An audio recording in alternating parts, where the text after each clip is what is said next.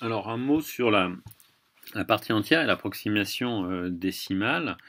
L'idée de base est la suivante, hein, je représente l'ensemble des réels, et lorsque je vais prendre un réel x, d'après le caractère archimédien de R, que l'on a démontré, hein, c'est la proposition 5.1, ben, en fait, je suis toujours capable de trouver un entier plus grand et un entier plus petit.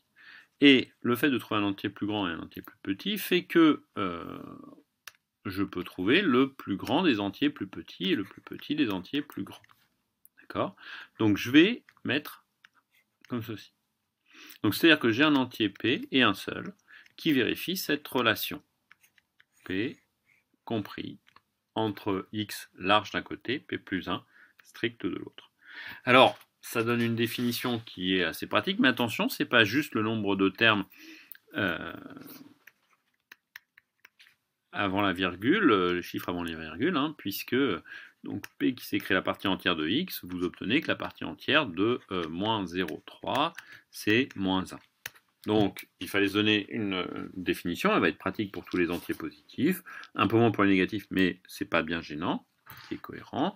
Et donc, la partie entière, c'est le plus grand des entiers, plus petit que x. D'accord ?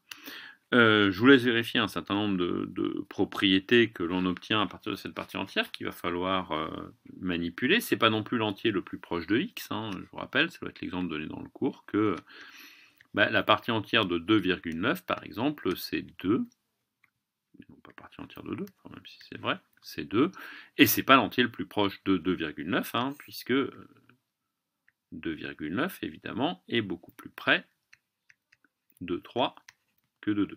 Mais sa partie entière, c'est tout de même 2. Bien. La seule chose à savoir quand vous allez chercher des exercices, vous allez voir que les exercices avec les parties entières vont être des exercices qui vont vous poser des difficultés. Vous allez trouver ça difficile. Bon. La seule chose à savoir, c'est qu'en fait, cette partie entière, il faut et il suffit de se ramener à cette définition-là. Vous mettez dans n'importe quel ordre ce que vous allez obtenir. Alors, un résultat qui est assez intéressant, c'est que si A et B sont des entiers, donc B est positif, hein, pour garder la division euclidienne positive, B sur A, ça sera le quotient de la division euclidienne de A par B, puisque A en fait est égal, la partie entière de B sur A, pardon, de A cubé plus R, avec, je vous rappelle, la convention R strictement plus petit que B. Et dans ces cas-là, A sur B va être égal, si je calcule dans les réels, pardon, à Q plus B sur R. B sur R étant strictement plus grand que 1. Donc ceci est plus petit que Q, et strictement plus grand que Q, que Q plus 1. Donc on obtient bien que la partie entière de A sur B, c'est le quotient de la division euclidienne. Alors maintenant, n'allez pas chercher à obtenir un quotient de division euclidienne en pratique, quand vous avez deux entiers, en prenant la partie entière de la division sur R. D'accord ? C'est une façon pratique de le noter, certainement pas une façon de l'obtenir. Et informatiquement, vous n'allez pas passer par des flottants pour manipuler des entiers.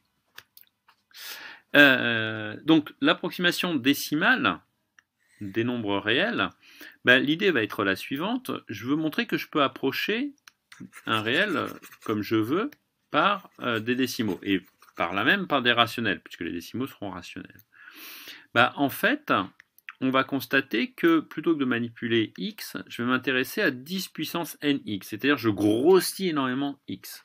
Et 10 puissance nx, il est compris entre sa partie entière et, strictement de l'autre côté, sa partie entière plus 1. Donc j'ai une approximation entière qui était assez grossière, hein, une approximation à 1 près, mais vu que je l'ai multiplié par 10 puissance n, j'ai fait une énorme homothétie en fait, enfin, si n est grand bien sûr, cette approximation devient très fine. Pourquoi elle devient très fine ? Parce que 10 puissance n étant positif, ceci va ensuite se transformer en 10 partie entière de 10 puissance nx sur 10 puissance n, ce que j'ai appelé dn, est plus petit que partie entière de 10 puissance nx sur 10 puissance n, plus 1 sur 10 puissance n, c'est-à-dire dn plus 10 puissance moins n. Donc, résultat, j'ai la partie décimale à n près, et je peux vérifier que l'ensemble des parties décimales est croissante, ça je vous invite à le faire, vous allez avoir dn qui est plus petit que dn plus 1, plus petit que x, et de l'autre côté, plus petit que dn plus 1, plus petit que dn.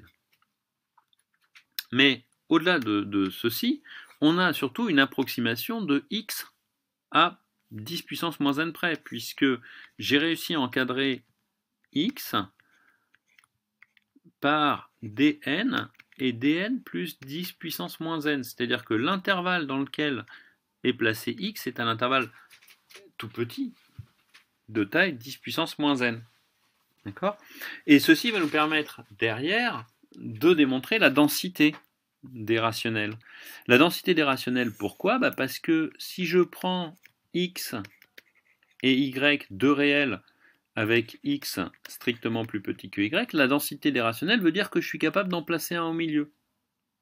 Que vais-je faire ? Puisque j'ai supposé ceci, je pose epsilon égale y moins x qui est strictement positif.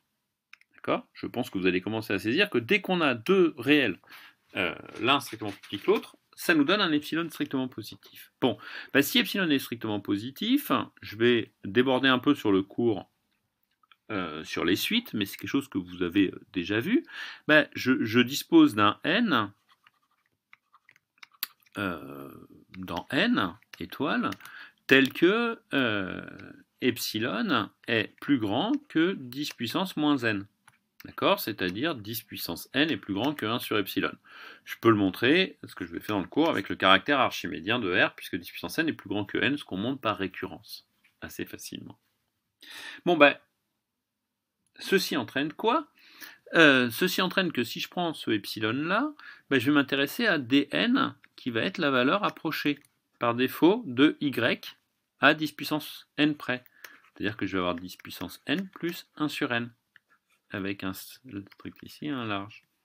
Je sais que l'intervalle entre les deux, ça vaut epsilon, qui est plus grand que 10 puissance moins n, et je sais que cette longueur-là, pardon, ici c'est 1 sur 10 puissance n, c'est 10 puissance moins n. Donc cette longueur-là vaut 10 puissance moins n, avec ce côté-là qui est attaché là. Donc la longueur, la distance entre dn et y, elle est strictement plus petite que 10 puissance moins n, ce qui me dit à la fin que dn est plus grand que x. Et donc j'obtiens qu'il existe un d appartenant à q, en l'occurrence mon dn ici, tel que x, d, pardon, est compris entre x et y. Donc voilà la densité des rationnels qui apparaît. Entre deux rationnels, entre deux réels, je peux toujours mettre un rationnel. Densité des rationnels dans R. Et à partir de là, je vous invite en prenant les racines de 2 que vous rajoutez, de montrer que les irrationnels sont denses aussi. Donc là, on va obtenir qu'en fait, entre deux irrationnels, je peux donc S1 et S2, je suis capable de caser un rationnel, et puis entre deux autres rationnels, je vais être capable de remettre un irrationnel, etc. etc. D'accord ?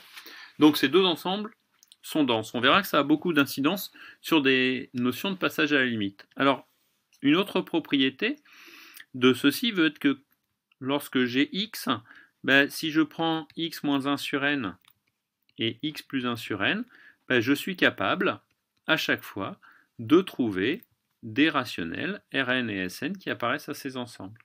Donc ceci me donne une suite Rn de rationnels, telle que, je n'ai pas encore défini la notion de limite, ça sera le prochain chapitre, mais on l'a déjà quand même comme idée, la limite de Rn, c'est x. Et on a en plus que Rn est tout le temps strictement plus petit que x. J'ai la même chose évidemment sur la suite Sn. Et puis on peut demander strictement plus grand, on peut même demander que Rn soit de plus strictement croissante. Il suffit que par construction, je prenne à chaque fois le max de Rn et de x moins 1 sur n, par exemple. D'accord? Donc ceci va nous dire que la densité dans R, c'est équivalent à dire que tout réel peut être vu comme une limite d'une suite de rationnels. Avec les propriétés, je peux prendre limite d'une suite croissante de rationnels qui lui sont inférieurs, limite d'une suite de rationnels supérieurs qui peut être aussi décroissante. Propriété très importante de l'ensemble des nombres réels.